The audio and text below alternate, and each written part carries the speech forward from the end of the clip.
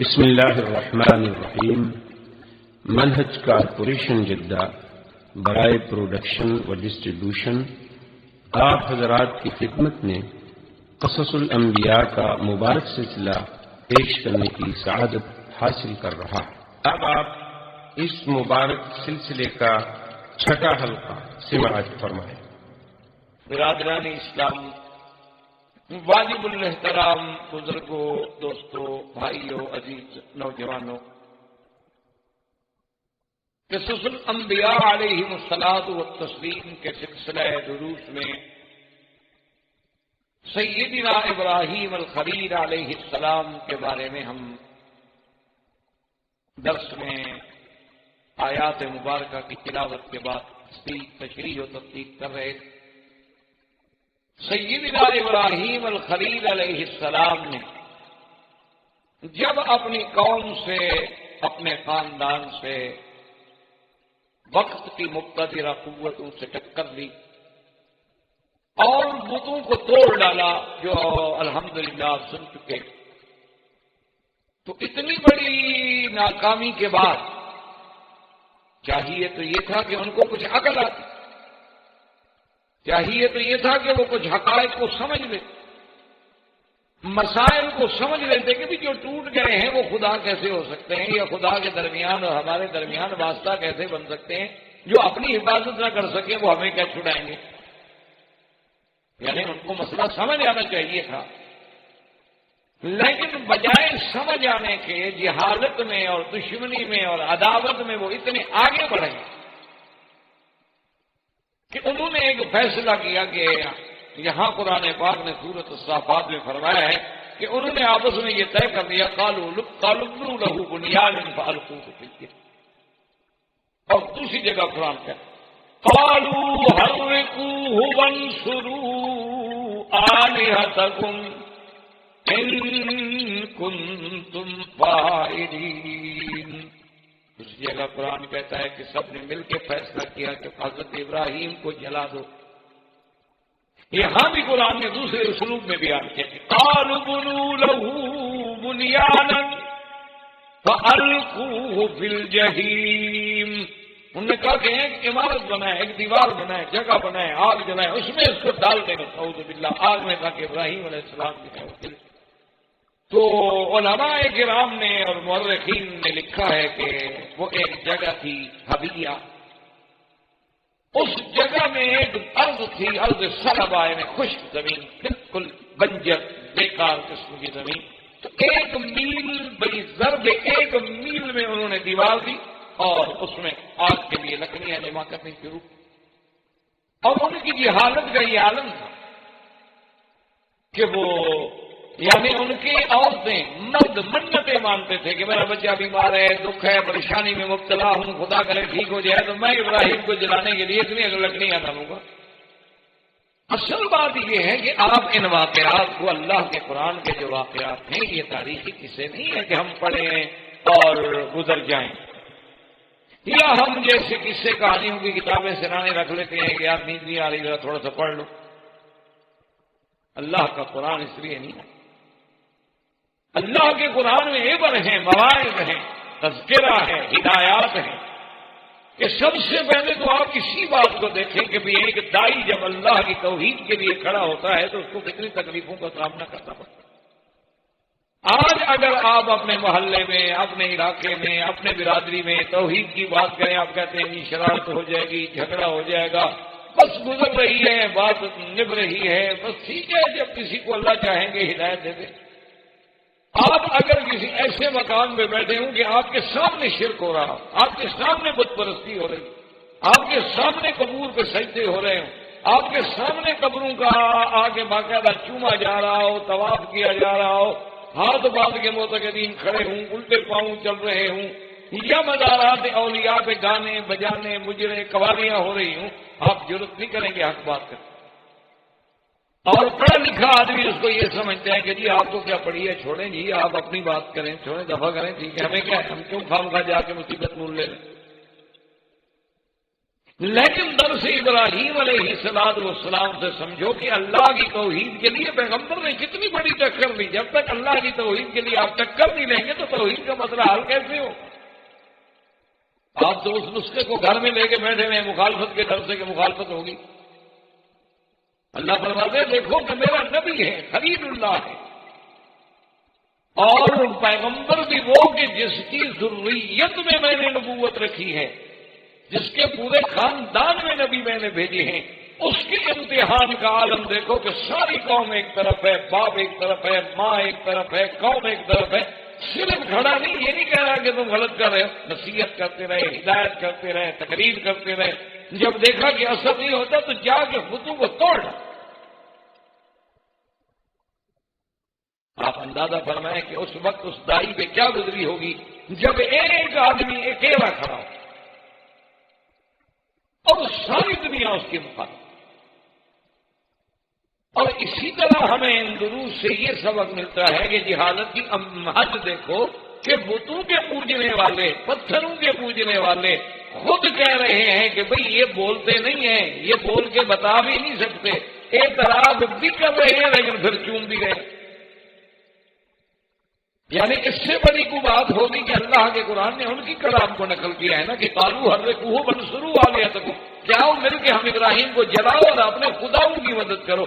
خدا بندوں کی مدد کرتا ہے یا بندے خدا کی مدد کرتے ہیں؟ یعنی آپ اندازہ کریں کہ ایسے یعنی بوتا خدا ہے کہ وہ بندوں کی مدد کا محتاج ہے،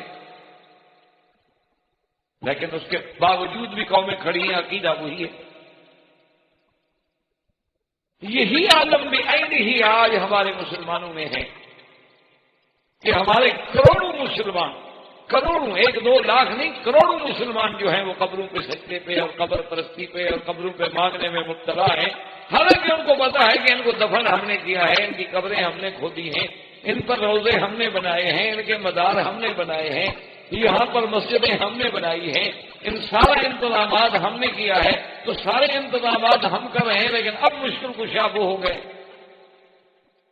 وہی عالم ہے کہ بھئی جو اس دور میں جہالت تھی، جو نوح علیہ السلام کے زمانے میں جہالت تھی، جو ابراہیم علیہ السلام کے زمانے میں جہالت تھی، جو سرکار دو عالم صلی اللہ علیہ وسلم سے پہلے کی حالت تھی، وہی آج بھی موجود. یعنی آپ بڑے بڑے لکھے، چلو بھی ٹھیک ہے، آپ کہہ سکتے ہیں بھی ہمارے لوگ کچھ جائز ہوتے ہیں، چلو زیادہ پڑھے لکھے نہیں. اچھا بھی ہندو جو ہیں ان میں بھی اکثریت جاہلوں کی، لیکن یہودی نصرانی تو پڑھے لکھے ہیں. ان کا تو عام بندہ بھی جاہل نہیں ہوتا، ان کے یہاں تو تعلیم لازمی ہے. ان کو تو اب آپ انہی کے بارے میں دیکھ لیں کہ ان کے مذہب کا کیا عالم ہے کہ آپ ایک ہفتہ گناہ کرتے رہے اور قاضی کے سامنے آ کے اپنے گناہوں کا اقرار کر دیں، وہ معاف کرتے رہے. یعنی آپ اندازہ فرمائیں کہ گناہوں کی معافی کا چارج جو ہے وہ قاضی صاحب کے پاس ہے، اور قاضی خود بھی کیا ہے وہ گناہوں میں مبتلا ہو. اور کتنا عجیب سا عقیدہ ہے کہ جی ہم سلیم کی اس لیے قدر کرتے ہیں، ہم نے گلے میں رکھی ہوئی ہے، ہم جیب پر نشان بناتے ہیں، گھر سے نکلنے سے پہلے ہم کراس کا نشان بناتے ہیں کہ عیسیٰ علیہ السلام کو جو سلیب دیا گیا نا اس کو ہم یاد کر رہے ہیں کہ عیسیٰ علیہ السلام جو ہے وہ سولی پہ چڑھ گئے اور ہمارے سارے گناہوں کا کفارہ کر گئے. وہ اللہ کے بندے جب سولی پہ چڑھ گئے، جو اپنی ذات کو نہیں بچا سکے تمہیں کیا بچائیں گے؟ ان کو بھی سمجھ نہیں آتا. تو اس لیے اب آپ ان قرآن کے ان واقعات کو جب پڑھیں تو اس میں ذرا غور کریں اور ایک آیت کو بار بار پڑھیں. ایک دفعہ نہیں، آپ 3-4 آیتیں مثلا پڑھیں لیکن ان کو بار بار پڑھیں. اللہ کے قرآن کا معجزہ دیکھیں کہ آپ جتنا زیادہ پڑھیں گے اور غور کریں گے قرآن خود بخود سینے میں اترنا شروع ہو جائے گا، چاہے وہ آپ زبان نہ بھی جانتے ہوں، آپ ترجمہ نہ بھی جانتے، کیونکہ اس کا تعلق جو ہے وہ کلام اللہ سے، اور اللہ کا کلام جو ہے وہ انسانی فطرت کا تقاضا ہے کہ اپنے مالک کی بات کو ہر کوئی سمجھے. اب دیکھیں نا کہ جانور ہیں، بکریاں ہیں، ریوڑ ہیں، بھینسیں ہیں، گائیں ہیں، اونٹ ہیں، گھوڑے ہیں، گدھا ہیں، آپ لاکھ چیزیں، لیکن جب اس کے چرانے والا اس کا رائی آواز دے گا تو فوراً آ جائیں، کیونکہ وہ بھی اپنے مالک کی آواز کو پہچانتا. تو ہم کیسے بندے ہیں کہ مالک کا کلام نہ پہچانے؟ ہی ہو سکتا ہے. فرق صرف اتنا ہے کہ قرآن کے آداب ہے کہ آپ باوضو ہوں، آپ کسی صاف ستھری جگہ پہ بیٹھے ہوں، اگر آپ کا بستر ہے تو چادر جو ہے پاک ہو، اور سامنے آپ قرآن کھول کے اور ایک آیت کو آپ بار بار پڑھیں اور اس پہ غور کریں اور اللہ سے دعا مانگیں کہ میرا مولا ہم تو عجمی لوگ ہیں، یہ تیرا کلام ہے اور عربی زبان میں ہے، ہم اس کے حقائق کا ادراک تو نہیں کر سکتے لیکن کچھ نہ کچھ تو ہمیں سمجھ آ جائے۔ تو آپ جب پڑھیں گے 2 دفعہ 3 دفعہ 4 دفعہ 5 دفعہ تو پھر اللہ کے قرآن میں آپ کا معانست ہونی پیدا شروع ہو جائے گی، تو پھر آپ کو بات سمجھ آئے گی، اور پھر جب سمجھ آنی شروع ہو تو پھر غور کریں کہ آخر ابراہیم علیہ السلام نے ایسا کیوں نہ کیا کہ چلو جی قوم نہیں مانتی تو نہ مانے، ہم کیوں خام لڑائی لیں؟ نہیں مانتی نہ مان، جیسے آج کل ہمارے ہاں محاورہ ہوتا ہے نا کہ تو اپنی نبیڑ تینوں ہور نال کی، یعنی تم اپنی نبیڑتے رہو، تمہیں کیا دوسرا کیا کرے؟ اسلام یہ نہیں چاہتا، اسلام نے تو تمہیں خیر امت بنا کے بھیجا، اور پھر قرآن اسی لیے تو آیا ہے کہ ہم غور کریں کہ دیکھو اب ابراہیم علیہ السلام اکیلے ہیں اور پوری قوم ایک طرف، اور آگ جلا دی گئی، اور آگ اتنی تیز ہے کہ ابراہیم علیہ السلام کو ڈالنے کا مسئلہ ہے کہ کیسے ڈالا جائے۔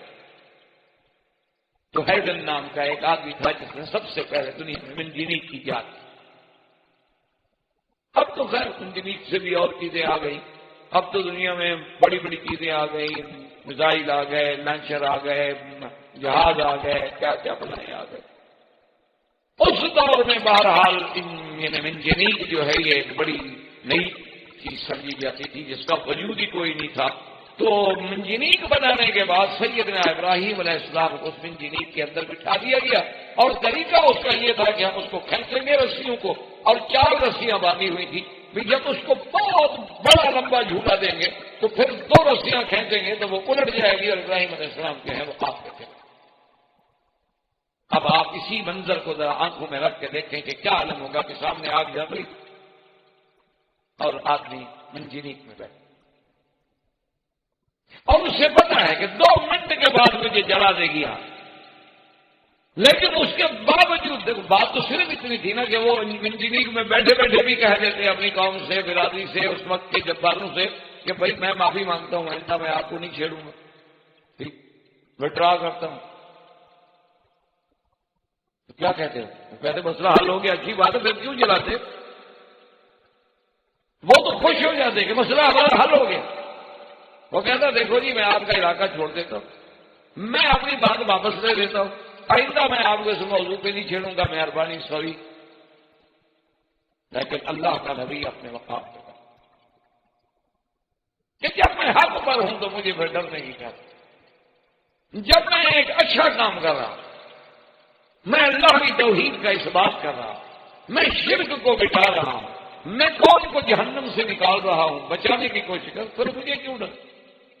سیدنا ابراہیم علیہ السلام جب بیٹھے ہیں تو بعض روایات میں آتا ہے کہ آپ نے یہ پڑھا کہ سبحانک اللہم وبحمدک لا الہ الا انت، اور اللہ کے فرشتے جو ہیں وہ اللہ کی درگاہ میں عرض کرتے ہیں کہ مولا تیرا خلیل ہے، تیرا محبوب ہے، بندہ ہے، نبی ہے، اور تیری توحید کے لیے آگ میں ڈالا جا رہا ہے، آپ مہربانی کریں ہمیں حکم فرمائیں۔ اللہ نے فرمایا ملائکہ اجازت، جاؤ میرے خلیل کی مدد کرو۔ تو ملک الجبال آیا، ملک الصحاب آیا، ہر فرشتہ آیا جس کی مدبرات امر، جس کی جہاں جہاں ڈپٹی ہے، انہوں نے کہا خلیل اللہ مہربانی کرو ہمیں حکم دو، ہم بارش برسا دیتے، ہم دونوں پہاڑوں کو ملا دیتے ہیں، ہم یہ آگ اٹھا کے ان پہ الٹ دیتے ہیں۔ پر میں آیا کہ تمہاری مجھے کوئی دو، میں تم سے مدد نہیں لینا۔ اچھا اگر زندہ ایک دوسرے کی مدد کرے تو یہ کوئی شرک بھی نہیں، کفر بھی نہیں، منع بھی نہیں، آخری مدد کرے آپ کی مدد۔ لیکن مقام خلیل یہ ہے کہ وہ کہتا ہے نہیں، حالانکہ اس کو پتا ہے کہ فرشتے اللہ کے منشے کے بغیر، اللہ کے حکم کے بغیر میرے پاس آ سکتے ہیں، اللہ اجازت نہ دے تو فرشتہ کیسے آئے گا؟ لیکن کہتے ہیں کہ اما الیکم فلا، تم لوگوں کی مجھے ضرورت۔ اس کے بعد جبریل علیہ السلام آتے ہیں، جبریل علیہ السلام آگے عرض کرتے ہیں کہ خلیل اللہ میں تو آپ کا اور اللہ کے درمیان میں واسطہ ہوں، ہمیشہ وحی لے کے آنے والا، ہر نبی کی خدمت میں حاضر ہونے والا، اور آپ جانتے ہیں کہ اللہ نے مجھے کتنی قوتوں اور طاقتوں سے نوازا ہے، آپ مجھے فرمائیں میں آپ کی کیا خدمت کر سکوں؟ فرمایا اما الیک فلا حاجت لی، آپ کی بھی مجھے ضرورت ہے۔ جبریل کو جواب دے رہے ہیں۔ اسی میں آپ سوچیں کہ ہمیں تو کوئی خواب میں بھی آواز نظر آ جائے تو پتہ نہیں ہم کیا کرتے۔ یہ تو سامنے جبریل کھڑا ہے، جناب حکم۔ اور پھر ابراہیم علیہ السلام کو یہ شبہ بھی نہیں کہ پتہ نہیں جبریل میری مدد کر سکے گا کہ نہیں کر سکے گا، یا جبریل علیہ السلام کی طاقت میں بھی ہے کہ آپ کو بجھا دے یا الٹ دے۔ ان کو یقین ہے کہ جو کریا سدوم جیسی چیزیں جو ہیں ایک پر پہ اٹھا کے لے جا سکتا ہے آسمانوں تک، یہ کیا چیز؟ لیکن فرمایا آپ کی بھی ضرورت نہیں۔ اور بعض علماء مفسرین نے یہ بھی لکھا ہے کہ جبریل علیہ السلام نے عرض کیا، خود نے کہا ابراہیم الخلیل کم از کم اپنے اللہ سے تو مانگو، اس سے تو مانگ لو۔ تو سیدنا ابراہیم الخلیل مسکرائے اور فرمایا کہ جبرائیل مجھے یہ بتاؤ میرے اللہ کو پتہ ہے یہ ہو رہا ہے کیوں؟ انہوں نے کہا پتہ ہے۔ انہوں نے کہا اللہ کے حکم کے بغیر آگ جل سکتی ہے؟ انہوں نے کہا نہیں جل سکتی۔ تو اس نے کہا اللہ نے اگر ہمیں جلانے پر راضی ہے تو ہم بھی جلنے پر راضی ہیں۔ الخلیل راض اللہ حکم الجلیل، ہم تو اپنے رب جلیل کے ہر منشے پہ راضی ہیں، اگر ان کا فرمان اور ان کا منشا یہ ہے کہ ہم جل جائیں تو بس۔ ایک عجیب بات ابراہیم علیہ السلام نے کی جس کا کتابوں میں ذکر ہے، عجیب بات انہوں نے کی ہے۔ کہتے ہیں کہ اللہم انت واحد فی السماء وَأَنَا وَاحِدٌ فِي الْأَرْضِ أَعْبُدُكَ۔ میرا اللہ یہ منظر عجیب ہے، تو اپنے ملک میں آسمانوں میں اکیلا ہے اور آج زمین میں میں بھی اکیلا ہوں، تیری عبادت کرنے والا اور کوئی نہیں۔ ایک اکیلا بیٹھا ہوں آپ کی ملک اور آپ کے ہر حکم پہ راضی۔ اس کے بعد جب کفار نے حکم دیا اور فیصلہ کیا کہ منجینی سے پھینکے تو اللہ پاک فرماتے ہیں کہ پھر ہم نے بھی فرشتوں کو نہیں کہا کہ جائیں، ہم نے بھی پھر براہ راست حکم جاری کیا جس کو قرآن نے سورۃ صافات میں ذکر فرما دیا ہے، اور دوسری آیت میں بھی فرمایا کہ قُلْنَا يَا نَارُ كُونِي بَرْدًا وَسَلَامًا عَلَىٰ إِبْرَاهِيمَ۔ اللہ فرماتے ہیں ہم نے حکم دیا آگ کو کہ تم ٹھنڈی ہو جاؤ، بردن و سلامن، اور ٹھنڈی ایسی نہیں کہ میرے ابراہیم کو ٹھنڈا کی تکلیف ہو۔ آپ نے دیکھا نا کہ کبھی کبھی سردی زیادہ ہو تو پھر بھی تو تکلیف ہے، اور اگر سردی اور زیادہ ہو تو ظاہر ہے وہ تو آگ سے بھی زیادہ تکلیف ہے۔ اس لیے تو میں بردن و سلامن علی ابراہیم، ابراہیم پہ ٹھنڈی ہو جا۔ حضرت ابن عباس فرماتے ہیں کہ یہ اللہ کا شان ہے کہ اللہ نے آگ کو حکم دیا اور ساتھ پابند کر دیا کہ علی ابراہیم، اگر اللہ آگ کو ابراہیم کی قید نہ لگاتے تو پوری دنیا کی آگ ٹھنڈی ہو جاتی۔ اور پھر آگ نے عجیب منظر ہے کہ جب حکم ملتا ہے تو آگ صرف ان رسیوں کو تو جلا رہی ہے۔ حضرت ابراہیم علیہ السلام کے کپڑے بھی اتارے گئے اور باندھا بھی، تاکہ کسی طرح بھی نکل کے بھاگ نہ سکے، کسی طرح بھی اپنے آپ کو بچاؤ نہ کر سکے، اپنا دفاع بھی نہ کر سکے، ہاتھ بندھے ہوئے ہیں کپڑے اترے۔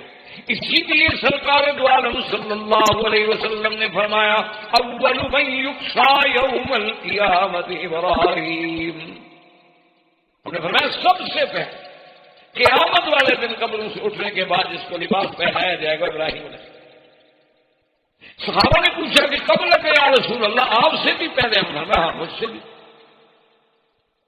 صحابہ نے پوچھا حضور کیسے؟ کرنا ہے کہ اللہ کی توحید کے لیے دنیا میں ان کے کپڑے اتارے گئے تھے، آج اللہ بدلا دیں گے کہ ساری کائنات کھڑی رہے پہلے میرے ابراہیم کو لباس پہنے۔ تو ابراہیم علیہ السلام جب آگ میں ڈالے گئے تو صحیح روایات میں بخاری میں بھی موجود ہے، تو اس وقت زبان پہ کیا کلمہ تھا؟ کہا حسبنا اللہ، حسبنا اللہ ونعم الوکیل۔ اور یہی وہ کلمہ ہے جو میرے محبوب نے، سرکار دو عالم نے اور صحابہ نے جنگ احد کے موقع پہ کہا تھا کہ جب ان کو خبر دی گئی کہ ان الناس قد جمعوا لكم فاخشوهم فزادهم ایمانا وقالوا حسبنا الله ونعم الوکیل فانقلبوا بنعمة من الله وفضل لم يمسسهم سوء. صحابہ نے بھی اور حضور نے بھی احد میں کیا پڑھا تھا کہ حسبنا اللہ. اور بی بی عائشہ پہ جب تہمت لگی اور بی بی عائشہ کو جب پتہ لگا کہ لوگ میرے بارے میں یہ کہہ رہے ہیں تو سب سے پہلے ان کی زبان پہ بھی یہ کلمہ آیا حسبنا اللہ ونعم الوکیل. اس لیے یاد رکھیں علماء نے لکھا ہے کہ کتنی بڑی مصیبت ہو، کتنے بڑے آپ امتحان میں مبتلا ہو جائیں، کتنے اللہ معاف کرے آپ کے خلاف یعنی بادل بن جائیں مخالفتوں کے، لیکن اس کلمے کی ایسی برکت ہے کہ اگر آپ یقین کامل کے ساتھ پڑھیں گے تو ساری بلاؤں کو اللہ تبارک و تعالیٰ ٹال دے. اسی لیے بعض علماء کرام نے محض اس کلمے پر کتابیں لکھی، یعنی حسبنا اللہ ونعم الوکیل کے فضائل، حسبنا اللہ ونعم الوکیل پڑھنے کے فوائد پہ باقاعدہ مؤلفات ہیں، باقاعدہ کتابیں لکھی گئی ہیں. اور البتہ یہ بات ضرور ہے کہ بعض بزرگ کہتے ہیں 300 دفعہ پڑھیں، بعض کہتے ہیں 313 دفعہ پڑھیں، بعض کہتے ہیں 500 دفعہ پڑھیں، بعض کہتے ہیں 600 دفعہ پڑھیں. تو مختلف پڑھنے کے تو طریقے ہو سکتے ہیں، لیکن اس میں تو کسی کا اختلاف نہیں ہو سکتا ہے کہ جب یہ آدمی کلمہ پڑھے اور خدا بھی یقین کامل ہو تو اللہ تبارک و تعالیٰ اس کو سرخرو فرماتے ہیں اور ہم مصیبت سے بچا دیتے ہیں. اگر سیدنا ابراہیم الخلیل کی زبان مبارک سے نکلا تو یہی کلمہ نکلا. اور سرکار دو عالم صلی اللہ علیہ وسلم سیدنا محمد الرسول اللہ اور آپ کے صحابہ کی زبان سے کلمہ نکلا تو یہی نکلا حسبنا اللہ ونعم الوکیل. اور سیدہ عائشہ صدیقہ رضی اللہ تعالی عنہا پر جب اتنا بڑا مسئلہ افق پیدا ہوا تو ان کی زبان سے بھی یہی کلمہ نکلا حسبنا اللہ ونعم الوکیل. تو سیدنا ابراہیم علیہ السلام کو جب آگ میں ڈالا گیا تو اللہ کی شان دیکھیں کہ آگ نے رسیاں تو جلا دی لیکن ابراہیم علیہ السلام کچھ نہیں. اور بعض روایات میں ہے کہ وہ جبریل علیہ السلام ساتھ کریں، یعنی اس وقت بھی ساتھ کریں اور ابراہیم علیہ السلام کی پیشانی سے پسینہ پوچھ رہے ہیں. صرف اتنی احساس ہوا کہ پسینہ آ گیا روشنی. اور اس آگ میں ایک دن نہیں، 2 دن نہیں، 3 دن نہیں، بعض روایات کے مطابق 40 دن اور بعض روایات کے مطابق 50 دن ابراہیم علیہ السلام نے گزارے. اور سیدنا خلیل فرماتے تھے سب سے بہترین میری زندگی کے جو دن تھے وہی تھے جب میں آگ میں تھا. کہ جنت کا کھانا، جنت کی نعمتیں، جنت کی پوشاک، جنت کا لباس اور سیدنا ابراہیم علیہ السلام کی راحت. تو آپ کی کتابوں میں یہ بھی آتا ہے کہ آپ کی ماں آخر ماں ہے، کچھ ہے قادرہ ہے، باپ کے بیٹے کے عقیدے پہ نہیں لیکن بیٹا آگ میں ہو. تو جب ڈال دیے گئے تو باہر کھڑی کھڑی رو رہی ہے، آخر ماں ہے، آخر کچھ ہو جائے بات ہے. جب ابراہیم علیہ السلام کو آگ میں ڈال دیا گیا تو باپ اور ماں دونوں باہر کھڑے ہو جاتے ہیں، خفیہ مقام پہ رونا شروع کر دیتے کہ ہمارا بیٹا جل گیا.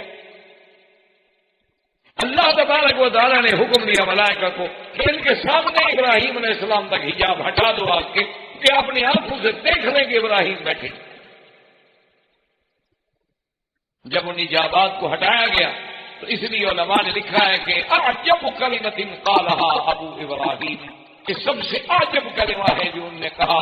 کہنے لگے کہ نعم الرب رب ابراہیم، کہ ابراہیم رب تو تیرا رب ہے جس نے تیری آگ میں بھی حفاظت. اور ماں جب رونے لگی اور ماں نے فریاد کی تو اللہ نے حکم دیا کہ اس کی ماں کے لیے، کیونکہ ماں دور سے چیختی ہے، روتی ہے، کہتی ابراہیم ایک دفعہ تو مجھے اندر آنے دو، میرے لیے بھی دعا کر دو، میں ایک دفعہ تو بیٹے کو مل لوں. تو ابراہیم علیہ السلام نے دعا کی، اللہ نے حکم دیا کہ داخل ہو، آگ کو مت جلاؤ. ابراہیم کی اماں آئی، فقبلت علی راسہ، بوسہ بھی دیا، ملاقات بھی کی، فاطنقتھا، گلے سے بھی لگایا لیکن اسلام نہیں دیا. تو اتنے دن گزارنے کے بعد، آج کے امتحان سے گزرنے کے بعد تو ہمیں کیا درس قرآن پاک کے قصے سے سبق ملتا ہے کہ اگر اللہ کی توحید کے لیے، جیسے کہ حضور نے فرمایا تھا کہ لا تشرک باللہ ان قتلت او حرقت، کہ اے ایمان والو اگر اللہ کی توحید کے لیے تمہیں آگ میں بھی ڈال دیا جائے، تمہیں جلا ڈالا جائے، تمہیں ٹکڑے ٹکڑے کر دیا جائے، لیکن شرک نہیں کر سکتے۔ ہمیں کیا سبق ملا اس کی سچ؟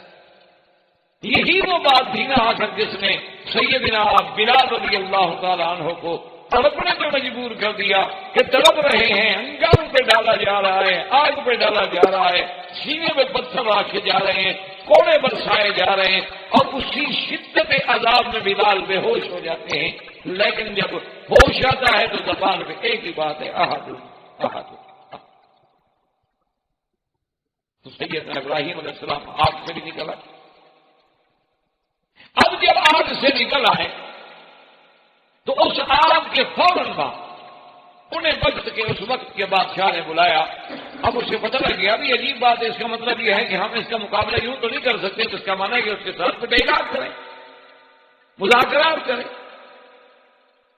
اور اسے یہ ضرور ناز تھا کہ میں بادشاہ ہوں، میرے پاس اتنا بڑا ملک ہے، اور پھر میرے وزیر ہیں، مشیر ہیں، اور ابراہیم علیہ السلام اکیلا ہے جس کا کوئی ساتھی بھی نہیں۔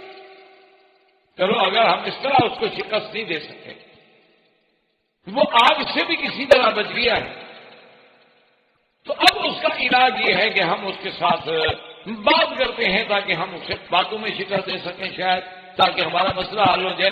ورنہ یہ تو عجیب بات ہو گئی کہ پوری طاقت ایک طرف ہے، اکیلا ابراہیم ایک طرف ہے، اور وہ بھی جوان آدمی، فتح ہی اذکرہم یقال لہ ابراہیم۔ بادشاہ نے حکم دیا کہ ابراہیم علیہ السلام میرے پاس آئیں اور میرے ساتھ بات کریں۔ فرمایا مشہور تاریخی روایات کے مطابق یہ بادشاہ جو ہے ملک بابل، اور اس کا نام تھا نمرود۔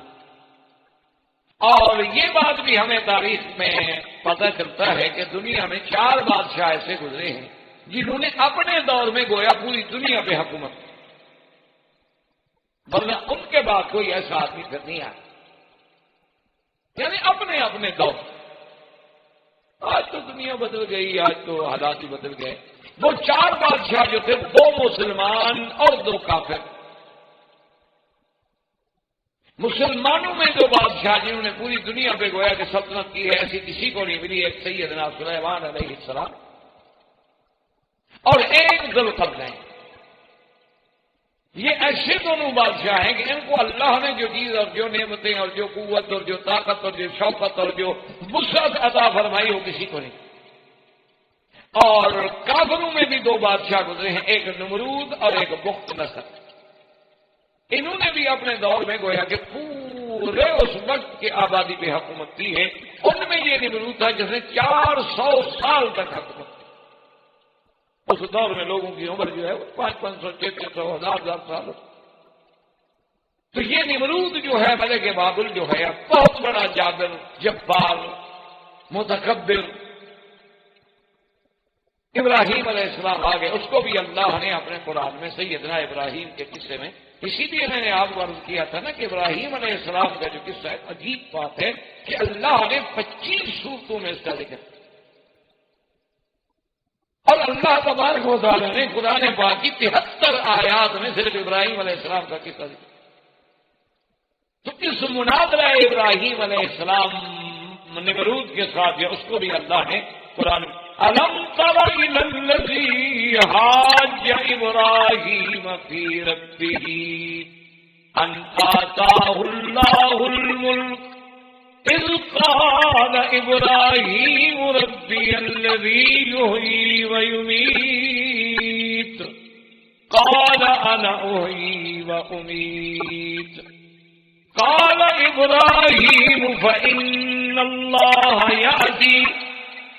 فإن اللہ یأتی بالشمس من المشرق فأت بها من المغرب فبہت الذی کفر واللہ لا یہدی القوم الظالمین۔ اللہ فرماتے ہیں کہ میرے نبی علم تر الی الذی، یعنی علم تعلم، رؤیت جو ہے یہاں علم کے معنی میں ہے کہ میرے محبوب آپ کو علم ہے کہ ابراہیم علیہ السلام کا جو بادشاہ ہے وقت کے ساتھ مناظرہ ہو، وہ بادشاہ کون تھا؟ نمرود. اور مناظرہ جب ہوا تو نمرود نے بھی دعویٰ کیا تھا کہ میں بھی خدا ہوں. ابراہیم علیہ السلام نے کہا کیسے تم خدائی کا دعویٰ کرتے ہو؟ خدا تو رہے ہو تم. میں کہا کیوں؟ تم مجھے خدا نہیں مانے انہیں. تمہارا خدا کون ہے؟ ربی الذی یحیی و یمیت. میرا رب تو وہ ہے جو جلاتا بھی ہے جو مارتا بھی ہے. اب بادشاہ ہے کہتا ہے انا احیی و امیت.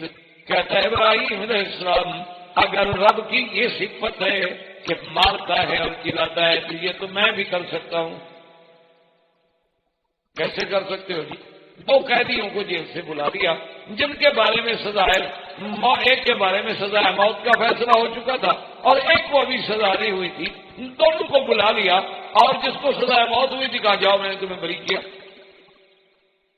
اور جس کو نہیں دیا اس کو قتل کر دو. دیکھو ابراہیم علیہ السلام میں نے دیکھو نا اس کو سزا موت ہوئی تھی مر گیا میں نے جلا دیا. ابراہیم علیہ السلام سمجھ گئے کہ ایک تو یہ کودن ہے، اس کو بات ہی سمجھ نہیں آئی کہ میں نے کیا کہا ہے اور یہ کیا کہا ہے. بھائی مارنا اور جلانا یعنی کسی چیز کو زندہ کرنا، جلانا، اس میں حیات ڈالنا کہ بندہ کچھ نہیں، لیکن اللہ نے بچے کو پیدا کر دیا یہ حیا ہے. اور پھر اس کو موت دینا، یہ کہے کہ قیدی کو چھوڑ دینا ہے، کسی کو سزا موت دے دینا. ایسے تو پھر ایک عام بچہ جو ہے وہ بھی کبھی تلوار لے کے نکر میں کھڑا ہو جائے گزرے اس کو مار ڈالے ہو گیا میں بھی خدا مسئلے کو میں نے مار دیا. یہ کیا بات؟ اس طرح تو سانپ بھی کسی کو ڈنگ مار کے مار دے تو سانپ بھی خدا ہو گیا. ہر زہریلی چیز جو ہے وہ کسی کو مار دے وہ بھی سانپ، وہ بھی خدا ہو گیا. اچھا شیر آئے دیکھے بندہ کھڑا ہے شیر نہیں کھاتے واپس چلا گیا بچا دیا اس نے بھی بچا دیا. یہ کیا بات؟ تو حضرت ابراہیم علیہ السلام سمجھ گئے کہ یہ کرسی پر تو بیٹھا ہے کودن. عقل ہوتی تو کوئی خدا بنتا بڑا بندہ. اگر عقل ہوتی تو کوئی آدمی خدائی کا دعویٰ کر سکتا ہے. جو صبح شام لیٹرین میں اپنی گندگی پہ بیٹھتا ہو وہ بھی خدا ہوتا ہے. اسی لیے حضرت علی رضی اللہ تعالیٰ عنہ نے کیا بات فرمائی ہے. اللہ ان کی شان کو اور زیادہ بلند فرمایا رضی اللہ عنہ وارضاہ. فرماتے تھے کہ مجھے تو سمجھ نہیں آتی کہ انسان کیسے تکبر کرتا ہے اور کیسے اکڑتا ہے اور بڑا بنتا ہے. اولہ نطفۃ وآخرہ کی. فرماتے تھے کہ اس کی ابتدا کیا ہے؟ گندا پانی، بدبودار، مہین، حقیر، کپڑے کو لگ جائے تو آدمی کو نیند نہ آئے گا. اور آخر انجام کیا ہے؟ جیتا یعنی مر جائے اس کو رکھ دو. کتنے دن رکھیں گے آپ تلاجے میں نہ رکھیں، ایسے رکھ کے دیکھ لیں کہ چلو جی ہمیں ابا سے پیار ہے 2-4 دن رکھتے ہیں گھر میں. سارا محلے والے آ جائیں ڈنڈے لے کے کہ جی نکالو کیا بدبو ہو گئی، کیا عذاب آ گیا. تو فرمایا اول جس کا نطفہ ہے اور انتہا جس کی جیفا ہے وہ کیسے اکڑتا ہے اور تکبر کرتا ہے کہ میں کس بات کی. اور ایک اور جگہ فرماتے ہیں حضرت علی رضی اللہ تعالیٰ عنہ فرماتے اولہ نطفۃ. ابتدا کیا ہے؟ نطفہ. اور درمیان کیا ہے؟ فرماتے ساری زندگی پیٹ میں اٹھا کے کیا پھر رہا ہے؟ گندگی کا ذرا. اور موت کے بعد کیا ہے؟ جیفا. تو اکڑ کس بات. اور اسی طرح سیدنا علی رضی اللہ تعالیٰ عنہ نے ایک عجیب بات فرمائی ہے. سیدنا علی عجیب بات کیسے نہ کریں کہ دنیا کا اللہ کے نبی کے بعد 3 نمبر پہ خطیب گزرے ہیں. سیدنا علی 3 نمبر کا خطیب ہے پوری دنیا میں اللہ کے نبی کے بعد. اتنا بڑا آدمی ہے، اتنا پڑھا لکھا آدمی ہے. تو سیدنا علی رضی اللہ تعالیٰ عنہ فرماتے تھے کہ مجھے حیرت ہوتی ہے انسان کے تکبر کرنے کے بعد جناب میں ایسا اور میں افسر اور میں بھائی اللہ نے انسان بنایا ہے تو تواضع اختیار کرو، انکساری اختیار کرو، عزت اختیار کرو تاکہ اللہ تمہیں اور شان دے، اللہ تمہیں اور عظمت دے، اللہ تمہیں اور عزت دے. تم جتنی جھکو گے اور اٹھو گے. آپ نے دیکھا ہے نا کہ جس درخت پہ جس شاخ پہ ثمر لگا ہوا وہ شاخ ہمیشہ جھکے اور جس درخت پہ کچھ نہ وہ ٹنڈ کھڑا ہوگا آ کر کے. دیکھ رہے ہیں آپ کیا ہر وہ شاخ جس پہ ثمر لگا وہ جم جائے اسے لازم جھکے.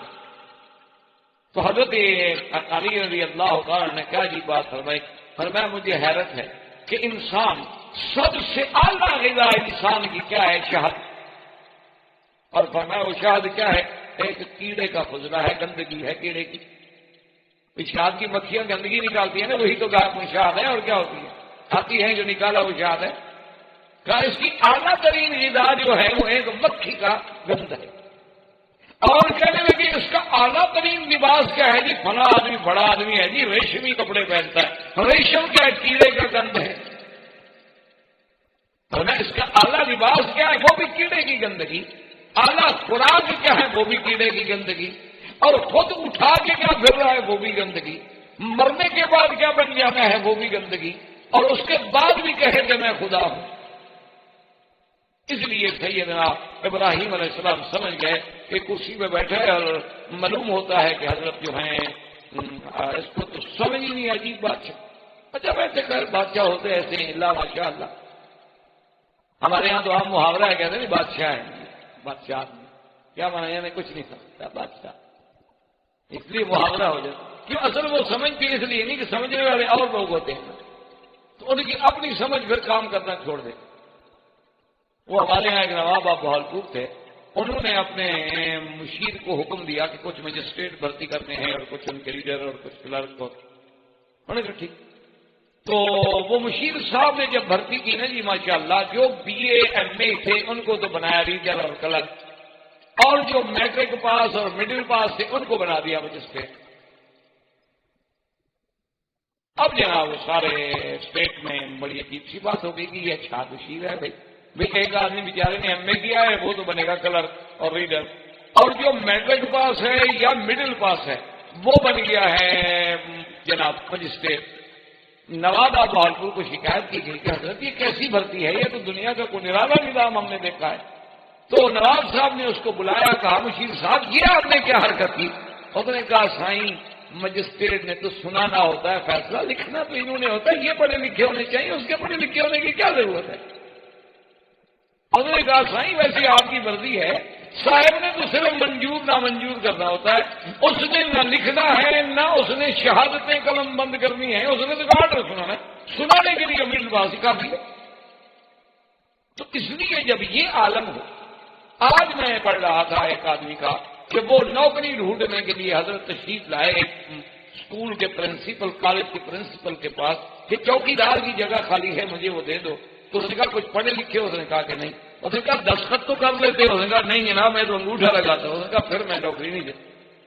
نہ دی. وہ جناب یونین کونسل کا الیکشن لڑا، چیئرمین بن گیا. ڈسٹرکٹ کونسل کا الیکشن لڑا، ڈسٹرکٹ کونسل میں آ گیا، بنتے بنتے منسٹر بن گیا. اور ایسے وزیر اسی کالج کا وزٹ کرنے کے لیے آیا. پرنسپل سارے لائن لگے ہوئے ہیں، وزیر صاحب آ رہے ہیں.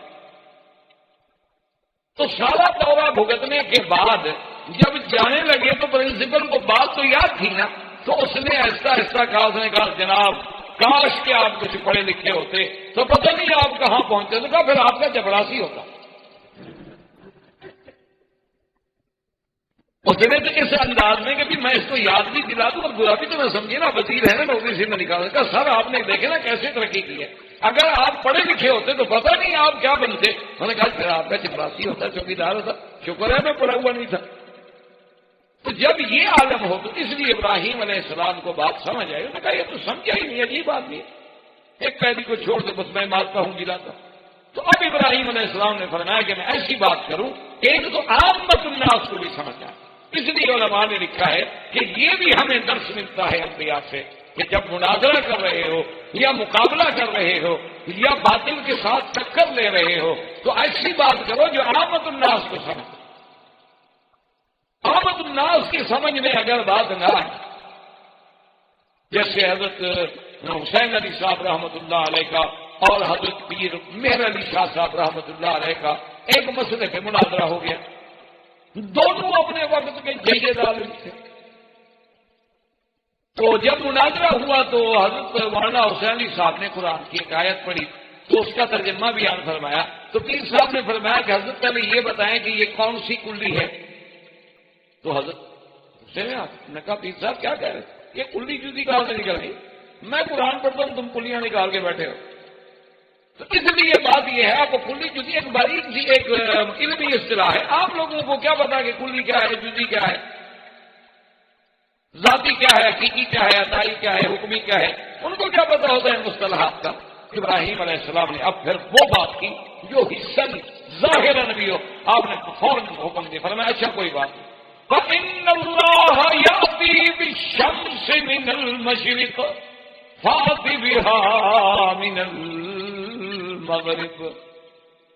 ایک تو وہ حضران سارے بت پرست بھی تھے، آگ پرست بھی تھے، اور نجوم پرست بھی تھے، سورج اور چاند کے بھی پوجا کرتے ہیں۔ آپ نے فرمایا کہ میرا رب وہ ہے جو سورج کو روزانہ مشرق سے نکالتا ہے، اگر تو بھی خدا ہے تو ایک دن کے لیے کم از کم اس کے نظام کو الٹ دو، ایک دن کے لیے تو اس کو مغرب سے یوں گھما دو۔ ان اللہ یاتی بالشمس من المشرق فأت بها من المغرب فبہت الذی کفر واللہ لا یہدی القوم الظالمین۔ اب جب ابراہیم علیہ السلام نے یہ دلیل پیش کی تو کافر ہکا بکا رہ گیا، حیران ہو گیا کہ کیا جواب دوں۔ اللہ فرماتے ہیں کہ ہم ظالموں کو ہدایت نہیں کرتے، ہدایت تو ان کو ملتی ہے جو میرے آگے جھکنے والے ہوتے ہیں، جو حد سے نکلنے والے ہوں، تجاوز والے، ان کو تو ہدایت نہیں ملتی۔ اب کیا جواب دے، کیسے سورج کو پھیر کے لے آئے؟ لیکن ایک بات یاد رکھیں کہ اللہ کی شان دیکھیں کہ سرکار دو عالم صلی اللہ علیہ وسلم نے فرمایا ہے کہ علامات قیامت میں سے ایک علامت قیامت یہ بھی ہے کہ طلوع الشمس من مغربہا، کہ سورج جو ہے مشرق کے بغیر بجائے مغرب سے نکلے گا، مغرب سے طلوع ہوگا۔ اور حضور صلی اللہ علیہ وسلم نے فرمایا کہ اذا طلعت الشمس من مغربہا اغلقت ابواب التوبہ، کہ جب سورج مغرب سے نکل آئے تو اب توبہ کے دروازے پر، بس اب توبہ ختم۔ تو علماء نے اتنی بڑی اچھی بات، انہوں نے کہا اور بھی تو نشانیاں ہو سکتی تھیں، لیکن سورج کو مغرب سے کیوں نکالا جائے گا؟ انہوں نے کہا وجہ یہ ہے کہ اگر آج بھی کوئی جاہل یہ کہہ دے کہ بھئی نمرود تو سورج کو مغرب سے نہ نکال سکا، لیکن ابراہیم کے رب نے کبھی مغرب سے نکالا؟ بھئی نمرود تو لاجواب ہو گیا، نمرود سے تو جواب نہ بنا، فبہت الذی کفر۔ لیکن اگر آج بھی کوئی بدبخت، کوئی کافر، کوئی ہندو، کوئی یہودی یہ کہہ دے کہ چلو جی نمرود نہ نکال سکا لیکن ابراہیم علیہ السلام کے خدا نے کبھی نکالا، تو معلوم یہ ہوتا ہے کہ اس کی تو روٹین ایسی ہے کہ اس کو کوئی بھی نہیں چھیڑ سکتا۔ اس لیے اللہ تبارک و تعالیٰ نے ایک دن رکھا ہے اپنی قدرت کے اظہار کے لیے کہ ہم جب چاہیں گے تو اس کو یوں بھی پھیر سکتے ہیں، اور پھر سورج کو وہ مغرب سے نکالیں گے۔ اب جناب نمرود لاجواب ہو گیا، اب کوئی بات بنتی نہیں، کیا کریں؟ جب بات نہ بنے تو کیا کریں؟ تو سیدنا ابراہیم علیہ السلام نے اس امتحان آگ کے بعد، مناظرے کی کامرانی اور کامیابی کے بعد دیکھ لیا کہ میری آگ سے زندہ نکل آنے کے بعد بھی لوگ اسلام نہیں لے آئے، حالانکہ اتنا بڑی بات تھی کہ لوگ تو فوراً کلمہ پڑھ رہے تھے کہ بھائی اب تو آنکھوں سے دیکھ لیا تھا معجزہ، لیکن پھر بھی اسلام نہیں لے آئے۔ اور اتنی بڑی مجلس میں بادشاہ اور اس کے تمام پڑھے لکھے عاجز ہو گئے اور پریشان ہو گئے، میرے دلائل کا جواب نہ دے سکے، پھر بھی کوئی مسلمان نہیں ہوتا، تو پھر ایسی قوم کے ساتھ رہنے کا کیا فائدہ ہے؟ اور انی مہاجر الی ربی، چلو ٹھیک ہے۔ اب ہم یہاں، اور جب حضرت ابراہیم علیہ السلام نے ہجرت کی ہے تو آپ کے ساتھ کون ہے؟ صرف لوط ہے، صرف لوط علیہ السلام، وہ بھی ابن اخی ہیں، آپ کے عزیز ہیں، رشتے دار ہیں، صرف ایک لوط علیہ السلام، فآمن لہ لوط، صرف ایک آدمی کی ایمان کے۔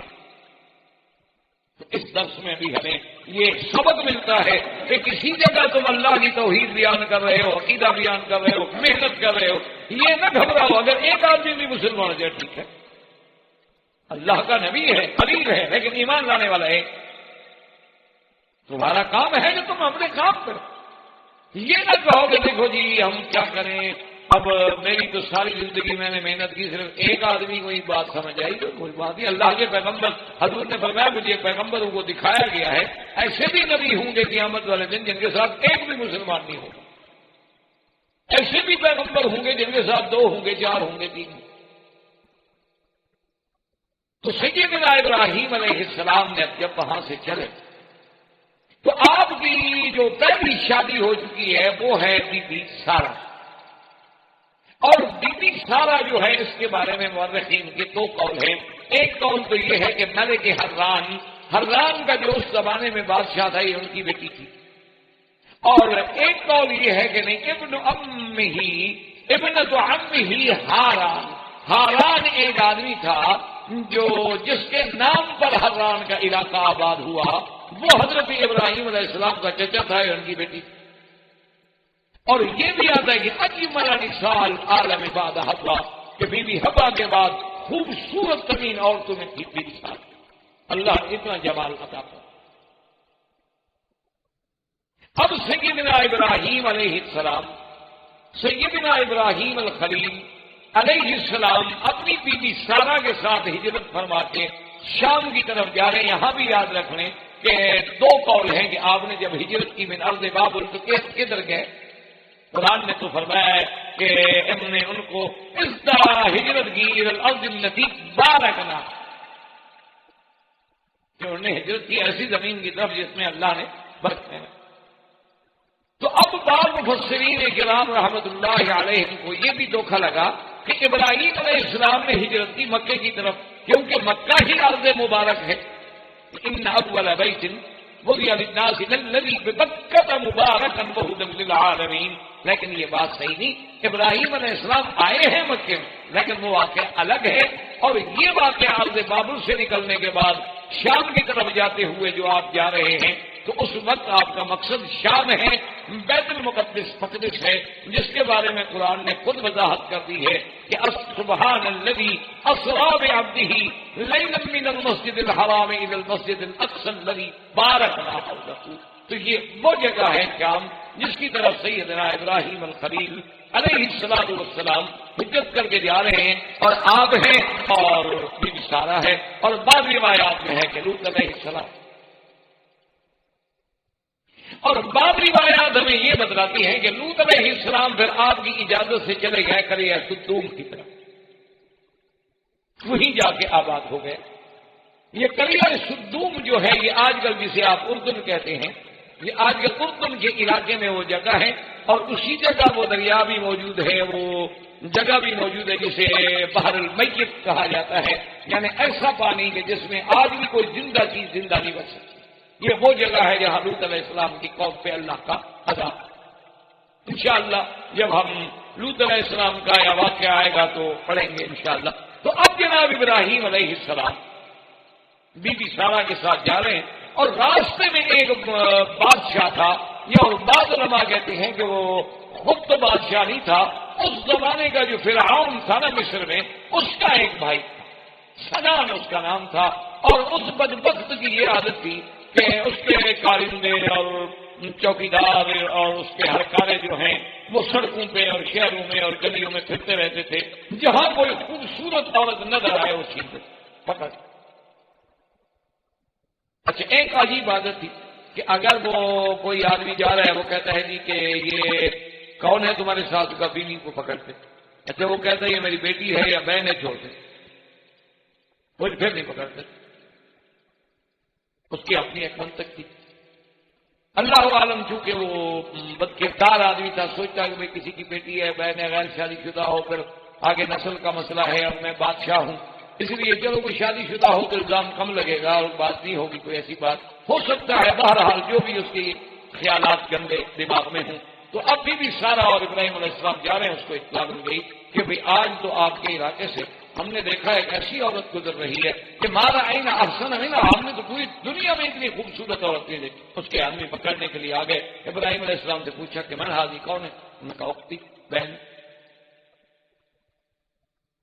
انہوں نے کہا اچھا جو بھی ہے، ہم نے بادشاہ کے پاس لے جانا۔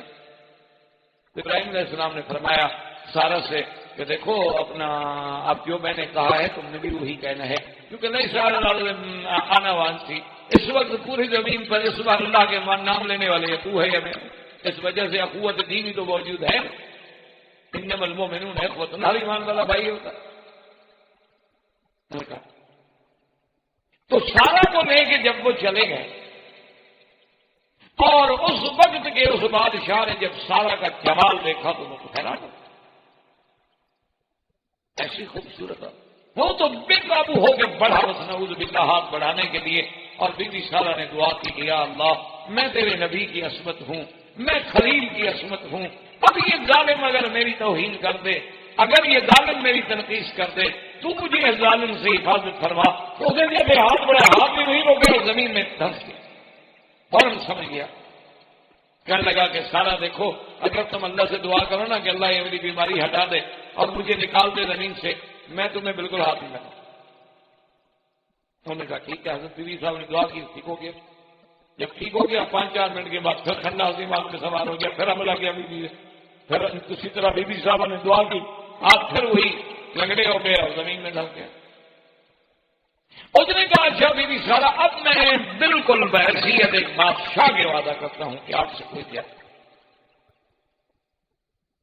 بیوی سارا نے پھر دعا اور وہ ٹھیک ہو گیا۔ جب ٹھیک ہوا تو اس نے حکم دیا کہ بی بی ہاجرہ، بعض علماء فرماتے ہیں کہ اس کے ہاں کنیز تھی، لیکن اصل میں وہ بھی کسی بادشاہ کی تھے، وہ بھی کنیزہ نہیں۔ تو بی بی ہاجرہ کو بطور خادمہ انہوں نے کہا یہ کنیز بھی لے جاؤ، یہ آپ کی خدمت کے لیے رہے گی اور میں آپ کو چھوڑتا ہوں۔ اور آپ نے لوگوں کو بلایا اور کہا کہ یہ تم کون میرے پاس نہیں ہے، تو کوئی جن ہے عورت تو ہے نہیں۔ انہوں نے کہا کہ ہم نے دیکھا خوبصورت ہے، میں کیا پتا۔ تو حضرت ابراہیم علیہ السلام نماز پڑھ رہے تھے تو کتابوں میں آتا ہے کہ جب بی بی صاحبہ قریب آئی تو اشارہ کر کے پوچھا کہ مریم کیا ہوا؟ تو بی بی صاحبہ نے کہا کہ رد اللہ کید الکافر والفاجر فی نحرہ، اللہ نے اس بادشاہ کا کفر، اس کا ظلم جو تھا، اللہ نے اس کے مکر کو اسی کے اوپر الٹ دیا ہے۔ اللہ نے مجھے محفوظ رکھا ہے، اللہ نے میری عصمت کی حفاظت کی ہے، اور انہوں نے مجھے بی بی ہاجرہ بھی ساتھ دی ہے بطور خدمت کے، اور ہدیہ لے کے میں واپس آئی ہوں۔ اور پھر یہاں سے سیدنا ابراہیم علیہ الصلوۃ والتسلیم جو ہے ہجرت فرماتے ہوئے آپ ارض شام میں تشریف لے آئے۔ وہاں جب پتہ لگا کہ قوم کے کچھ کفار نے لوط علیہ السلام کو قید کر لیا ہے، تو سیدنا ابراہیم الخلیل علیہ السلام جو ہیں اس دور میں 313 اور بعض روایات میں ہے کہ 318 آدمی لے کر وہاں پہنچے اور حضرت لوط علیہ السلام کو ان کے پنجے سے چھڑایا اور عزت و احترام کے ساتھ لے کے آئے، اور اس کے بعد ان کو مستقلاً قریہ سدوم میں بھیج دیا گیا، اور آپ نے اپنا مقر اور مستقر جو ہے وہ ارض شام کو بنا لیا، اور وہیں پر آپ نے ایک بہت بڑی عظیم عبادت گاہ ایک قبہ بھی بنایا، جسے آج کل صخرہ کے ساتھ جو قبہ ہے کہتے ہیں یہ بھی اس کا بانی جو ہے وہ سیدنا ابراہیم الخلیل علیہ السلام ہے۔ اور وہی جب آپ رہنے لگے، اور پہلی بیوی جو ہے بی بی سارہ، اس سے آپ کی کوئی اولاد نہیں، اس سے حضرت کی کوئی، کیونکہ کہتی ہیں کہ بی بی صاحبہ جو تھی ان میں یعنی وہ عاقرہ تھی، جن کو اولاد نہیں ہوتی، باز تھی، جسے ہم اردو میں کہتے ہیں کہ باز تھی۔ تو اب اللہ تبارک و تعالیٰ سے سیدنا ابراہیم علیہ السلام نے جو ہم نے آپ کے سامنے آج کے سبق اور درس میں آیات پڑھی تھی کہ قالوا بنوا له بنيانا فألقوه في الجحيم فأرادوا به كيدا فجعلناهم الأسفلين۔ اللہ نے فرمایا ان کافروں نے بڑی کوشش کی، بڑی قید کی، فکر کیا، تدبیریں کی، لیکن ہم نے ان کو ناکام کر دیا۔ وقال انی ذاہب الی ربی سیہدین۔ آپ نے پھر ہجرت کی مناظرہ کے بعد، اور اس کے بعد دعا مانگی رب ہب لی من الصالحین فبشرناہ بغلام حلیم۔ اللہ سے دعا مانگی کہ یا اللہ مجھے بھی اولاد عطا فرما، یا اللہ مجھے بھی سارے اولاد عطا فرما، حلم و حوصلے والی اولاد عطا فرما۔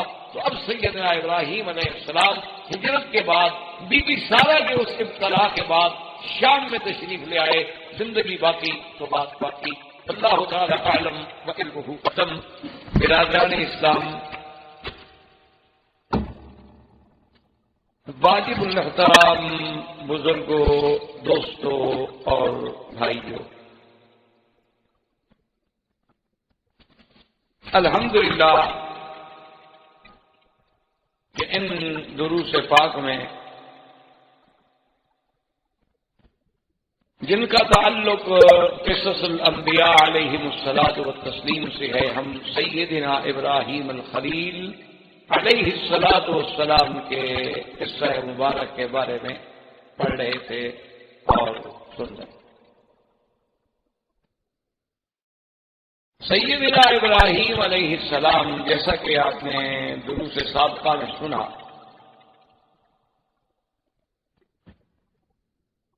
کہ جب ہجرت کر کے تشریف لے جا رہے تھے تو راستے میں ایک جابر بادشاہ نے آپ کی بیوی، آپ کی زوجہ محترمہ بی بی سارہ کو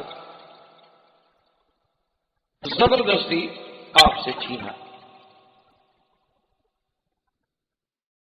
اور اس کے بعد اس نے برے نیت سے بی بی صاحبہ پہ حملہ کرنے کی کوشش کی، لیکن اللہ نے اس کے مکر کو، اس کے قید کو، اس کے برے ارادے کو ختم کر دیا۔ وہ وہیں زمین میں دھس گیا، اور بی بی صاحبہ کی دعا سے ہی پھر اس کو نجات ملی، اور آخر میں اس نے بی بی ہاجرہ، بی بی سارہ کو بطور انعام بھی عطا کی اور معافی بھی مانگی کہ میں نے زیادتی کی ہے، لیکن اللہ نے آپ کو محفوظ رکھا ہے، تو اب آپ مجھے معاف کر دیں، پھر مجھے بد دعا نہ دیں۔ اور بی بی ہاجرہ ان کو دیکھ کے ابراہیم علیہ السلام کی خدمت میں بھیج۔ سیدنا ابراہیم علیہ السلام بے حد پریشان کہ آخر ایک انسان ہو، اس کی بیوی کو کوئی ظالم چھین کے لے جائے تو اس پہ کیا گزرتی ہے، جب پتہ بھی ہو کہ وہ ظالم اس قسم کا آدمی ہے، غلط کار ہے۔ بی بی سارہ جب واپس آئی تو سیدنا ابراہیم علیہ السلام نماز کی کیفیت میں تھے، اور اسی طرح بعض روایات میں آتا ہے کہ آپ نے اشارہ کیا کہ ماہیم کیا ہوا، تو بی بی سارہ نے عرض کیا کہ ان اللہ رد کید الکافر فی نہرہ، اللہ نے اس کافر و ظالم کی مکر کو اسی پہ لوٹا دیا ہے، اللہ نے مجھے محفوظ رکھا۔ جب ابراہیم علیہ السلام فارغ ہوئے تو بی بی سارہ نے سارا واقعہ سنایا، ساری کیفیت سے آگاہ کیا، اور یہ بھی بتلا دیا کہ انہوں نے اب تو ہمیں بی بی ہاجرہ جو ہے وہ بھی ساتھ میں انعام میں دی ہے۔ یہ بی بی ہاجرہ جو ہے یہ مصریہ ہے اور قبطیہ، اور یہ بھی بہت بڑے خاندان سے تعلق رکھتی ہے، یہ کوئی باندھی یا کنیز یا غلام نہیں تھی، مملوک نہیں تھی، لیکن جب باپ نے اپنے قبضے میں رکھا ہوا تھا تو بی بی ہاجرہ کے پاس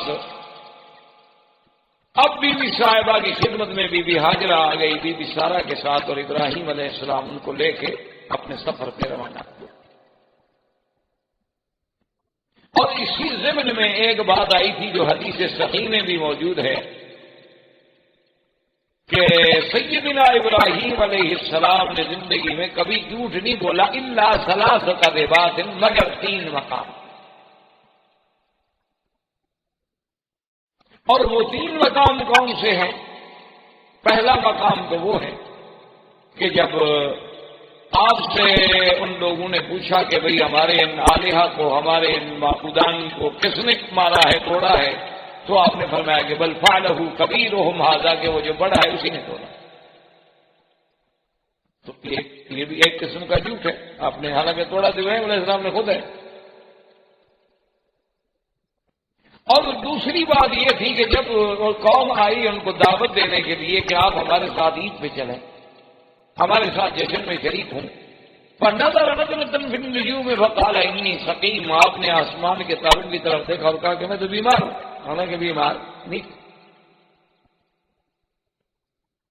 اور تیسری بات جو ہے سیدنا ابراہیم علیہ السلام کے بارے میں کہی گئی کہ جب اس جبار بادشاہ نے آپ کی بیوی کو پکڑا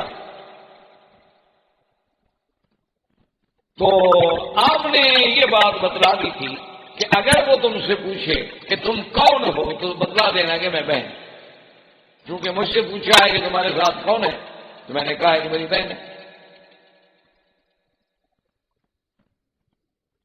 تو تم نے بھی یہی بات کہنی، حالانکہ وہ بہن نہیں تھی۔ تو گیا، لہذا یہ صحیح حدیث مبارک میں ہے، اور اس میں لفظ بھی یہی آتے ہیں کہ ثلاث کذبات، بھئی یہ 3 جھوٹ ہیں بہرحال، لیکن ایک بات یاد رکھیں محدثین نے اور علماء نے، مفسرین نے، جن کو اللہ نے قرآن و حدیث سے ایک نسبت اور اس کی فہم عطا فرمائی ہوتی ہے اپنی رحمت سے، انہوں نے کہا کہ یہ بطور ظاہر تو کہا گیا کہ ورنہ حقیقت میں یہ کذب نہیں تھا، اللہ کے نبی تو معصوم ہوتے. اگر اللہ کا نبی نعوذ باللہ اس سے جھوٹ بولنا ثابت ہو جائے تو پھر اعتبار کیا ہے؟ پھر تو اس کی ساری دعوت کا حصہ ہی ختم ہو جاتا ہے کہ ہو سکتا ہے نعوذ باللہ یہ بھی جھوٹ بول رہے ہیں. تو انہوں نے کہا کہ یہ چیزیں ایسی ہوتی ہیں کہ جن کو ظاہر میں یعنی اعتبار ظاہر تو کہہ دیا جاتا ہے کذبات، لیکن حقیقت اگر ہم اس پہ غور کریں اور فکر کریں تو وہ کذبات نہیں ہیں.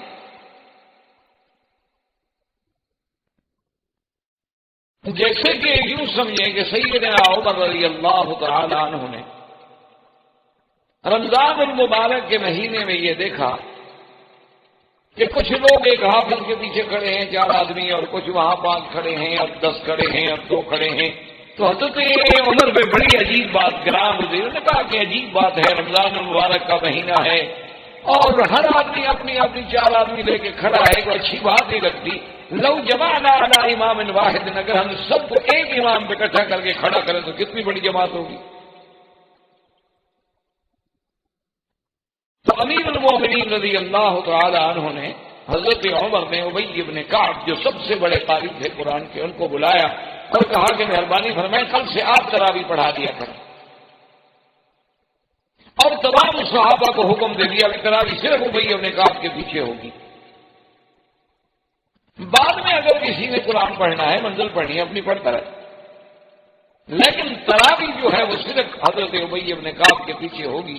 اب جناب جب دوسری رات آئی اور حضرت ابی ابن کعب نے تراویح پڑھانی شروع کی اور اتنی بڑی مسجد حضور پاک کی مسجد بھر گئی تو حضرت عمر خوش ہوئے، فرمایا کہ ماشاءاللہ دیکھیں نا آج کتنا اللہ کی عبادت کا منظر آ رہا ہے. نعمت البدعۃ هذه کہ بھی یہ بڑی اچھی بدعت. اب حالانکہ اس پر لفظ تو بدعت کا اطلاق کیا گیا،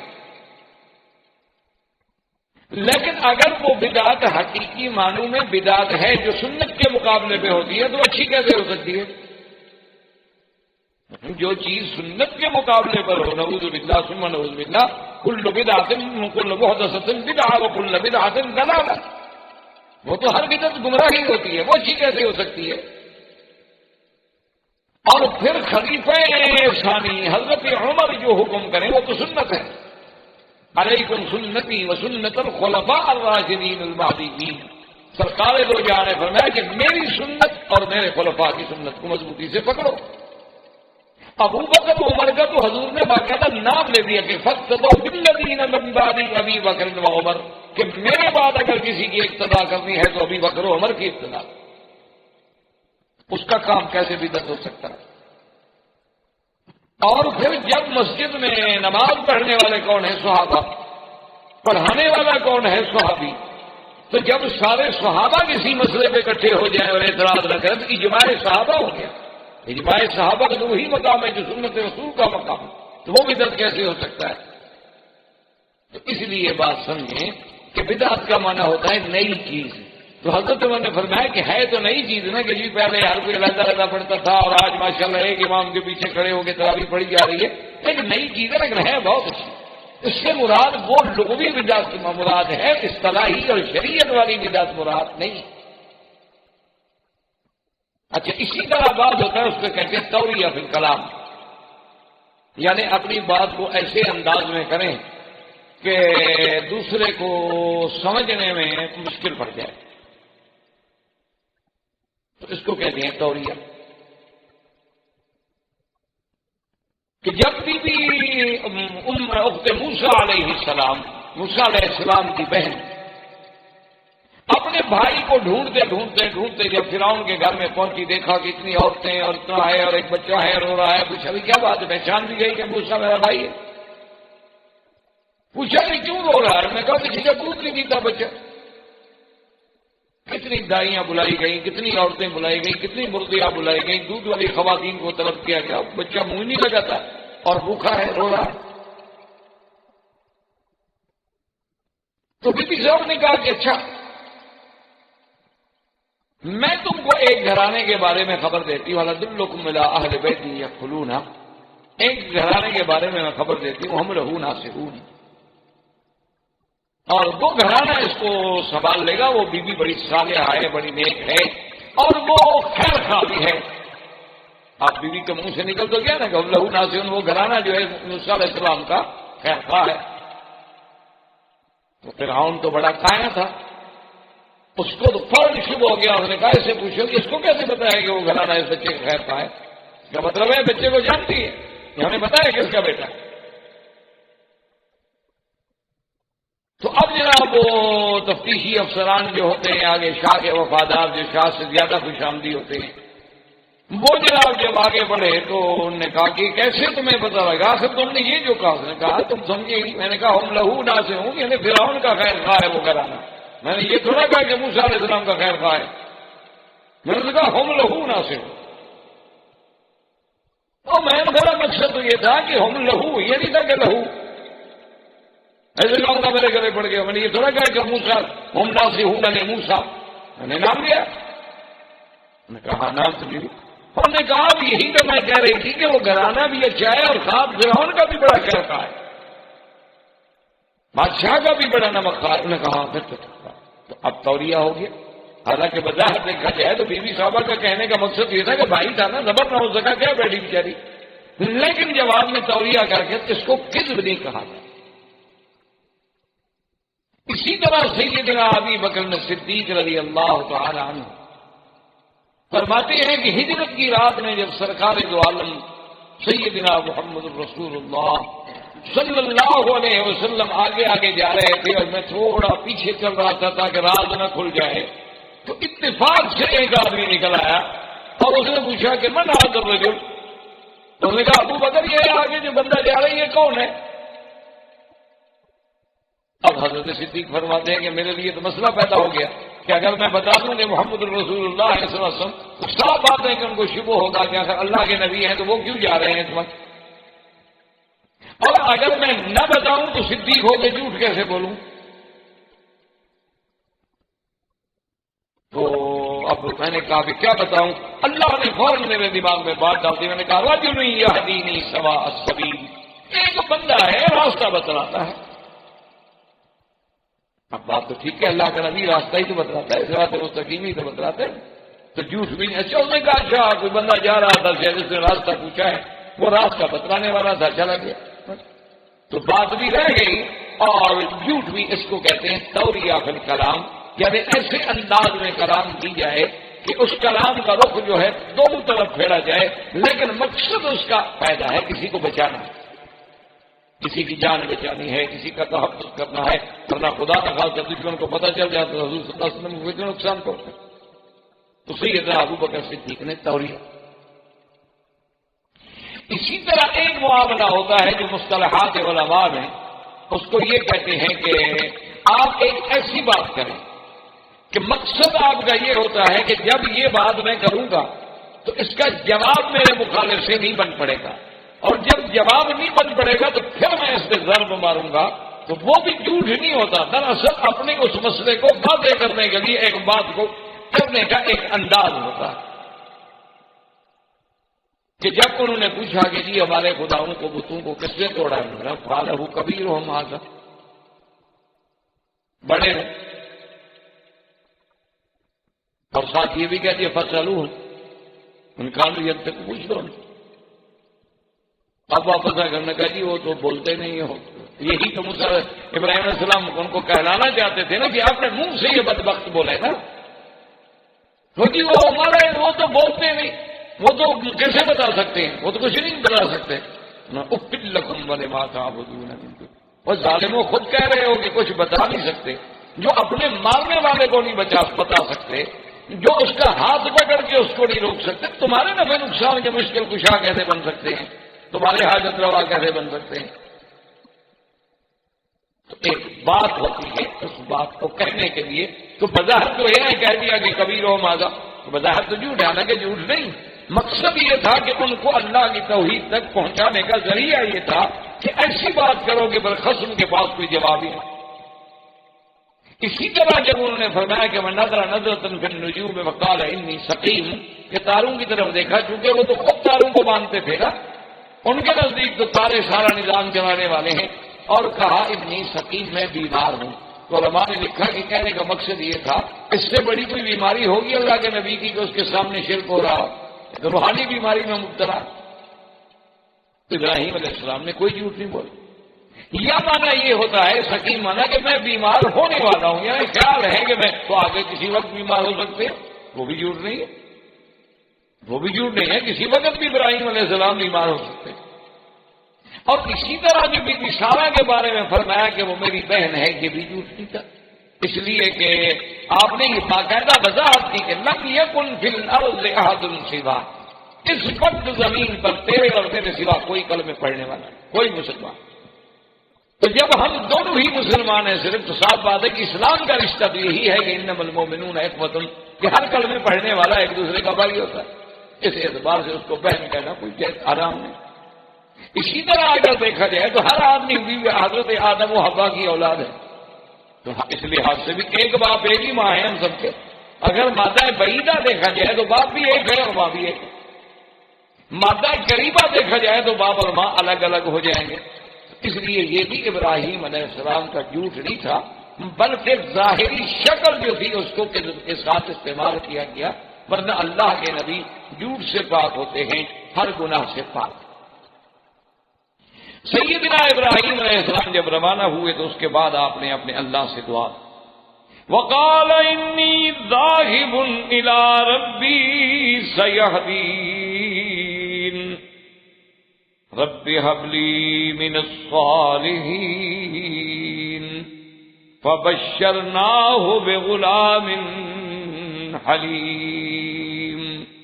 جب آپ ہجرت کر کے چلے پھر آپ نے اللہ سے دعا مانگی کہ میرا مولا مہربانی فرمائے مجھے بھی وہ بچہ تھا، لیکن لڑکا ہو اور حلیم حلم والا۔ اللہ تبارک و تعالی نے آپ کی دعا جو تھی اور دعا مانگی کہ رب ہب لی من الصالحین، چونکہ اولاد صالح ہو تو نعمت ہے، ورنہ وہی اولاد آدمی کے لیے زحمت۔ اسی لیے بعض روایات میں آتا ہے کہ احیاناً کہ آدمی بہت اچھا ہوتا ہے لیکن ہلاک علی ید ولدہ، اولاد کی وجہ سے برباد ہو جاتا، ہلاک علی ید اصدقائہ، دوستوں کی وجہ سے برباد ہو جاتا، حالانکہ خود بہت اچھا۔ تو اس لیے آپ نے دعا مانگی، اس سے ہمیں سبق ملا کہ جب بھی آدمی دعا مانگے تو اللہ سے اولاد صالح مانگے، اور اگر اولاد موجود ہے تو ان کی صلاح مانگے کہ اصلح لی فی ذریتی انی تبت الیک و انی من المسلمین۔ چونکہ اگر بچوں میں صلاح ہے تو پھر پورا گھر سمجھو آپ کا کامیاب ہے، اور اگر بچوں میں بگاڑ ہے تو گھر برباد ہو گیا، کوئی نسل تو اسی سے چل گئی۔ اللہ تبارک و تعالیٰ نے آپ کو بشارت فرمائی، اور اس کا قصہ یہ ہوا کہ ایک دن بی بی سارہ نے خود سیدنا ابراہیم علیہ السلام سے فرمایا، عرض کیا کہ حضرت یہ جو مجھے باندھی دی گئی ہے بی بی ہاجرہ، میں یہ آپ کو ہبہ کرتی ہوں، میں آپ کو ہبہ کر دیتی ہوں، تو لہٰذا آپ کی گنید ہو گئی یا میری تو نہ رہی، تو میرا خیال یہ ہے کہ آپ اس کے ساتھ رشتہ ازدواج قائم کریں، ہو سکتا ہے اللہ ہمیں اس سے اولاد دے دے۔ مجھ سے تو اولاد ہوئی نہیں، 10 سال گزر گئے اور بی بی سارہ سے کوئی بچہ نہیں ہوا۔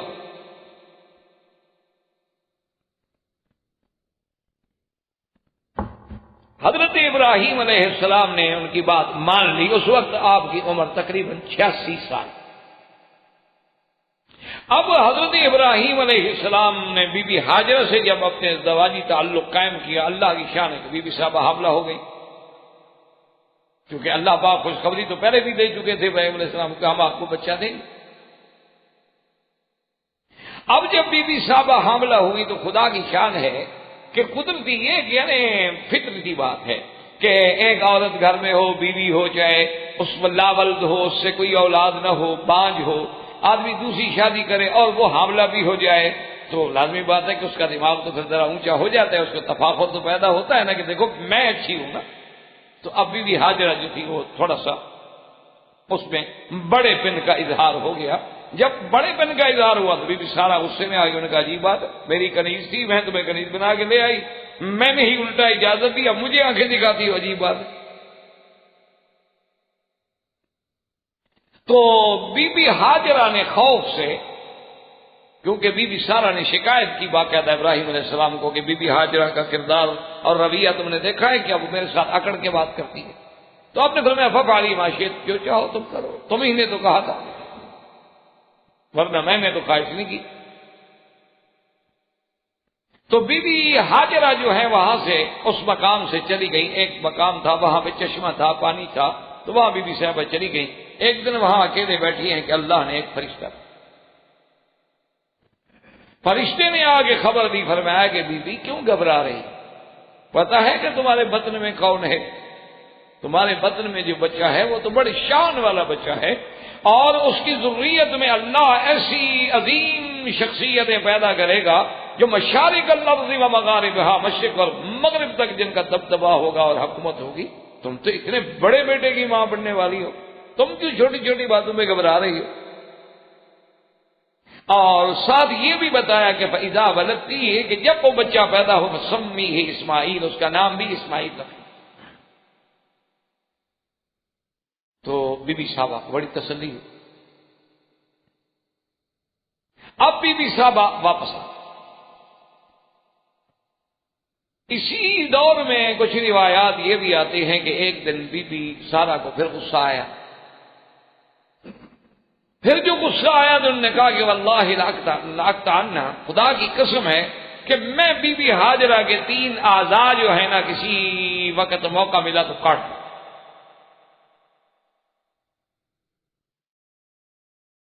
اب ابراہیم علیہ السلام کو پتہ چلا کہ اس نے قسم کھا لی ہے۔ اچھا اس زمانے میں تو قسم کا کفارہ تھا نہیں کہ کفارہ دے کے چلو قسم سے آدمی فارغ ہو جائے، تو قسم پوری کرے یا پھر اللہ کے ہاں گناہگار ہو، اور نبی کی بیوی اپنے آپ کو گناہگار بھی کیسے کرے۔ تو ابراہیم علیہ السلام نے جب سمجھایا تو انہوں نے کہا کہ میں تو قسم کھا بیٹھی، کیا کروں؟ انہوں نے کہا کہ اچھا یہ روایات جو میں عرض کر رہا ہوں یہ کسی صحیح حدیث میں نہیں ہے، روایات اسرائیلیہ، لیکن بہرحال ان کا وجود ہے کیونکہ اتنی دفعہ وہ روایات ہوئی ہیں کہ اس میں کچھ نہ کچھ حقیقت پائی جاتی۔ تو ابراہیم علیہ السلام نے فرمایا کہ اس کا حل یہ ہے کہ تم ایسا کرو کہ بی بی کے دونوں کان ایک اس طرف ایک اس طرف، انہیں سوراخ کر دو، ناک میں سوراخ کر دو، تو 3 اعضاء تو کاٹ دیا آپ نے، تو آپ کی قسم تو پوری ہو گئی۔ تو کہتی ہیں وہیں سے یہ سوراخ شروع ہوئے اور پھر زیور ڈالے گئے، یہ پھر ایسا ایسا تمدن جو ہے بڑھتا چلا گیا۔ پہلے تو یہ بطور سزا تھا، یا جیسے کہ پہلے قبائل کے لوگ ہوتے تھے نا جی، گھوڑوں پہ بیٹھتے تھے اور دوسرے غریب قبیلوں پہ جا کے تخت و تاراج کرتے تھے اور ان کی عورتوں کو گھسیٹ کے اٹھا کے لے آتے تھے اور ان کے پیروں میں بیڑیاں ڈال دیتے تھے کہ یہ عورتیں بھاگ نہ جائیں۔ تو وہی تصور آج بھی ہمارے ہاں موجود ہے کہ شادی والے دن ہم دولہے کو گھوڑے پہ بٹھا دیتے ہیں کیونکہ کسی کی لڑکی اٹھانے جا رہا ہے، جوڑا گھوڑا یہ ابھی تک ہیں ہمارے۔ اور آج بھی ہم نے صرف فرق اتنا کیا ہے کہ پیر میں لوہے کے جولان ڈالنے کے بجائے سونے کے ڈال دیے، گلے میں رسا ڈالنے کے بجائے نیکلس ڈال دیا،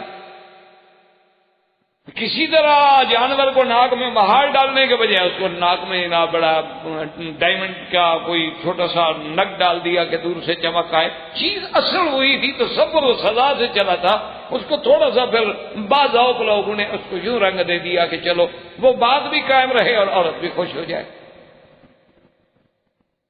تو کہتے ہیں کہ سب سے پہلے یہ ابراہیم علیہ السلام کی بیوی نے کیا۔ اور اسی طرح ایک روایات میں یہ بھی ہے کہ ختنہ جو ہے یہ تو خیر صحیح روایت ہے کہ مردوں میں سب سے پہلے ختنہ سیدنا ابراہیم علیہ السلام کا ہوا، پھر آپ نے سیدنا اسماعیل علیہ السلام کا کیا۔ لیکن روایات میں یہ بھی موجود ہے کہ اس زمانے میں اب تک بھی ہے عرب لوگوں میں مناطق حارہ میں جتنے گرم علاقے ہیں وہاں عورتوں کا بھی ختان ہوتا ہے۔ احباب کرام، اس کے بعد اب آپ اس مبارک سلسلے کی CD نمبر 7 سماعت فرمائیں۔